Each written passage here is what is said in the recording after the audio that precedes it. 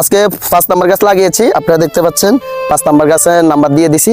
এবার আমি নাম্বারটা দেওয়ার কারণ হচ্ছে আমি কতগুলা গাছ লাগাচ্ছি এটার একটা হিসাব আমার কাছে থাকলো, আর আপনারাও দেখলেন, দেখে অনুপ্রাণিত হলেন। তো আমার দেখা দেখি যদি আপনারা কেউ একজন আরেকটা গাছ লাগান, ওইটাই আমার কাছে ভালো লাগবে, ওইটাই আমার সফলতা। আর এই গাছটা একসময় অনেক বড় হবে, যদি আল্লাহ বড় করে, তা হয়তোবা অনেক পশু পাখি থাকবে, বাসা করবে, এটাই আমার সফলতা।